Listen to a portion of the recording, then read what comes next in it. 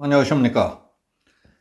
민낯이 드러나기 시작한 창원 간첩단의 실체에 대해서 전해드리겠습니다. 간첩단 혐의를 받고 있는 경남 창원의 자주통일민중전위 자통은 북한 노동당 대남공작기구인 문화교류국에서 강령과 규약을 하달받고 활동했다는 혐의를 우리 방첩당국이 포착한 것으로 전해졌습니다.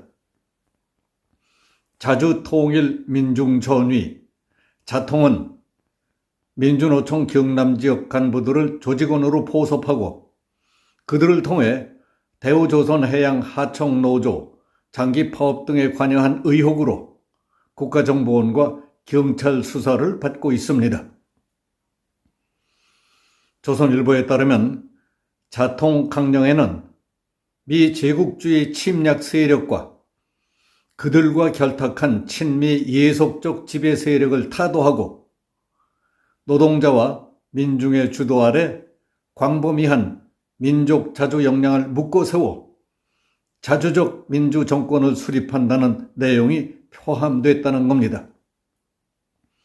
규약에는 위대한 김일성, 김정일 대원수님들의 사상과 주체혁명 위협을 계승하신 김정은 원수님을 우리 혁명의 수령으로 높이 받들고 원수님의 유일적 영도를 무조건 절대적으로 관철한다는 내용이 들어가 있습니다. 방첩당국은 자통이 작년 5월 윤석열 정부 출범 이후 북한 측에 핵심 조직원을 가입시킬 때에 활용할 수 있도록 강령과 규약을 만들어 달라고 요청한 혐의를 파악했다고 합니다. 그러자 작년 9월 북한의 문화교류국이 강령과 규약을 자통해 하달했다는 것입니다. 국정원과 경찰은 이런 내용을 지난달 자통 경남 남부지역 책임자이자 민노총 금속노조의 거제 통영 호송 조선하청지회 부회장인 A씨에게 대한 압수수색 영장에 기록한 것으로 전해졌습니다. 북한 측은 자통 핵심 조직원인 성모 씨에게 A씨를 지도해 후비, 준비대로 육성하라는 지령도 내렸다고 합니다. 방첩당국은 A씨 등이 작년에 대우조선해양 파업을 주도한 것도 북측 지령에 따른 것으로 의심하고 있습니다.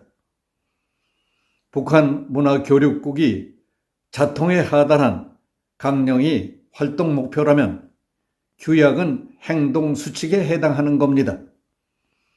자통은 새 조직원을 가입시킬 때 강령과 규약을 무조건 준수하겠다는 맹세를 받고 그것을 조직원 평가 기준으로 활용한 것으로 조사됐다고 합니다. 자통 강령에는 정치, 군사, 경제, 문화 등 사회 전 영역에서 미제국주의 잔재와 친미 사대주의적 경향을 철저히 청산하고 완전한 민족 자주화를 실현한다. 자주 평화 민족 대단결의 원칙에 입각한 연방 통일 국가를 수립해서 민족의 수건인 조국 통일 과업을 완수한다는 내용도 담겼다고 합니다. 또 자통 규약의 골자는 북한식 주체사상 신봉과 김정은 추종으로 되어 있습니다. 다시 말해서 영생불멸의 주체사상을 지도사상으로 하는 김일성, 김정일주의 조직이며 조직 내의 유일사상 체계를 확고히 세운다는 내용이 규약의 핵심입니다. 그리고 경애하는 김정은 원수님의 전사로서 전위조직 성원으로서 긍지와 자부심을 한시도 잊지 말고 생활과 사업에서 민중적 품성과 대중적 사업 작품을 드높이기 위한 자신과의 투쟁을 부단히 전개한다는 식의 내용으로 채워져 있습니다. 한 법조인은 자통 강령 규약의 핵심은 한미동맹 해체를 통한 북한식 사회주의 방식의 통일과 북한 3대 세습 체제에 대한 절대적 충성과 복종이라고 평가했습니다. 방첩당국은 자통이 민노총 지방조직을 기반으로 세력을 확장하며 포섭 대상을 북한 측에 보고한 정황도 파악해 수사 중입니다. 거제, 통영, 고성의 조선하청 지회부회장 A씨가 다른 자통 조직원인 성모 씨에게 대우조선 노조, 대우조선 하청지회, 전교조, 택배노조를 기반으로 조직 역량을 구축하고 있다는 취지의 보고를 했다는 겁니다. A씨 보고에는 포섭 관련 내용도 있었는데 성 씨는 이를 토대로 새로 포섭한 인원에 대해 의식화, 조직화 사업을 하겠다고 북측에 보고한 것으로 파악됐다고 합니다. A씨가 부회장으로 활동했던 거제, 통영, 고성 조선하청 지회는 작년 6월에서 7월까지 경남 거제 대우조선해양 옥포조선소 1도구 작업장을 51일 동안 무단 점거하는 농성을 주도했습니다. 당시 자통 조직원 성 씨는 북측에 A씨가 점거 농성과 관련해 A씨가 구속되지 않도록 활동을 조율해야 한다는 보고까지 냈던 것으로 알려졌습니다. 경찰은 작년 7월 대우조선해양 불법 점거 혐의로 A씨 등 9명에 대해 체포영장을 신청했는데 법원에서 기각시켰습니다. 이후 경찰은 지난 1월 A씨 등을 불구속 상태로 검찰에 송치했습니다. 국가보안법 위반 혐의로 지난달 17일 검찰에 넘겨진 자통 조직원 황모 씨 등 4명은 검찰 소환 조사에 불응하며 지금까지 한 차례도 조사받지 않았던 것으로 전해졌습니다. 이들은 국정원 단계에서도 조사를 거부했는데 국정원이 조사를 위해 유치장에서 강제 구인하려고 하자 국정원 직원들과 몸싸움도 벌였던 것입니다. 구속 피의자 중 한 명은 항의 표시로 이온 음료와 효소만 먹으며 단식 중인 것으로 알려졌습니다. 한 변호사는 국가보안법 사건 전문인 변호인의 조력을 받는 것 같다고 했습니다.